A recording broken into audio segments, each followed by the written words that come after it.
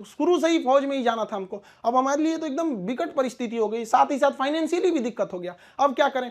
तो नॉर्मल एक सरकारी स्कूल से इंटर था मेरा, फिर एक नॉर्मल ग्रेजुएशन किए, ग्रेजुएशन बीएससी। अब इसमें फाइनेंशियली दिक्कत भी बहुत ज़्यादा आ गया।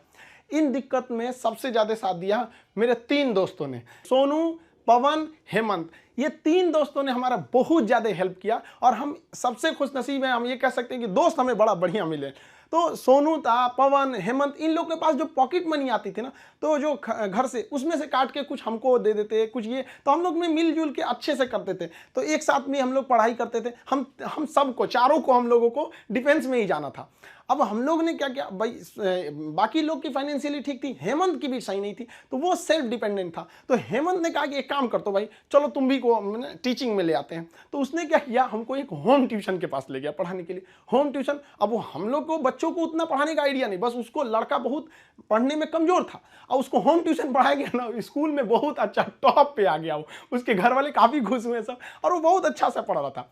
इसी बीच उसने कहा कि चलो तुम्हें एक कोचिंग में इंट्रोड्यूस करते हैं। तो एक कोचिंग में गए, वहाँ पे मतलब काफ़ी स्टूडेंट जो थे, मतलब बहुत ज़्यादा नहीं थे, नॉर्मल था कोचिंग वहाँ पे। वहाँ हम गए तो हमको फर्स्ट दिन केवल 6 लड़के मिले, और 6 लड़के में अजीब सा माहौल हो गया। वो हमको, मेरी दाढ़ी उड़ी भी नहीं थी, तो अजीब, उनको लगा कि तो हम ही लोग के बीच का है।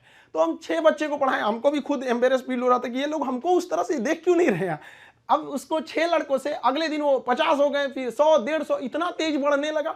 अब वो कोचिंग वाला जो था उसको लगा कि नहीं भाई, पैसा तो ठीक आ रहा है यहाँ पे, ये तो ठीक ठाक है। तो उन्होंने हमको कह दिया कि भाई देखिए सर, आपको अपना नाम, पता, एड्रेस, मोबाइल नंबर कुछ भी नहीं देना है। हम क्या, हमको जरूरत भी नहीं है इसकी, हमको चुपचाप पीजी वगैरह करना है यहाँ पे। हमारी तो फौज का सपना टूटा था, समझ में नहीं आ रहा था करे क्या करें यहाँ पर, क्योंकि लाइफ बड़ी अजीब चीज होती है। जब तक आपको समझ में आएगी आधी बीत चुकी रहती है। यहाँ लाइफ में क्या होता है, सोचेंगे क्या, बनेंगे क्या, ख्वाहिश कुछ और चीज की रहती है। यही है जिंदगी, सबको इसी के साथ चलना रहता है। तो हमने कहा कोई बात नहीं। उन्होंने कहा कि चलो भाई, हमारा, उनको नाम पता था तो टाइटल के वजह से उन्होंने खान नाम दे दिया, खान सर। धीरे धीरे वहाँ पे पढ़ाते रहे, वहाँ पे लड़के बहुत हो गए।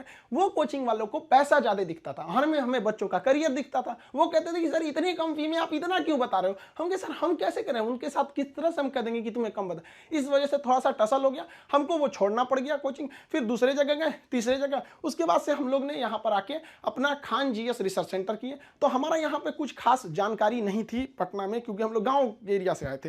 तो यहाँ पे कुछ पार्टनर्स वगैरह को कुछ ढूंढे यहाँ के लोगों को, उन लोगों ने तो सत्यानाश ही कर दिया।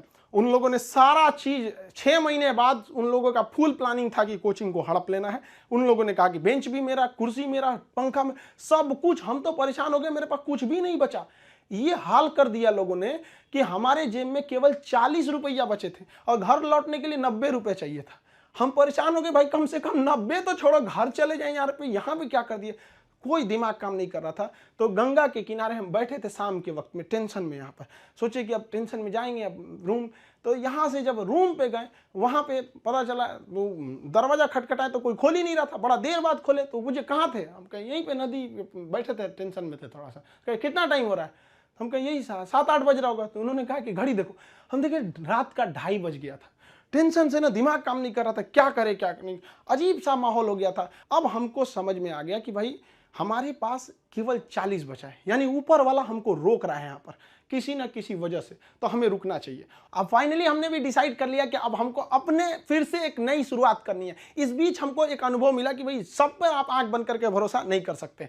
अब टीचर और स्टूडेंट का एक रिलेशन भारत में बहुत बेहतरीन है, ये आदिकाल से देखा जाता है। तो हमने क्या किया ना, अब कोचिंग्स में ना स्टूडेंट्स जो थे, बहुत जो पुराने थे, जिनका मान के चलिए कहीं जॉब हो गया,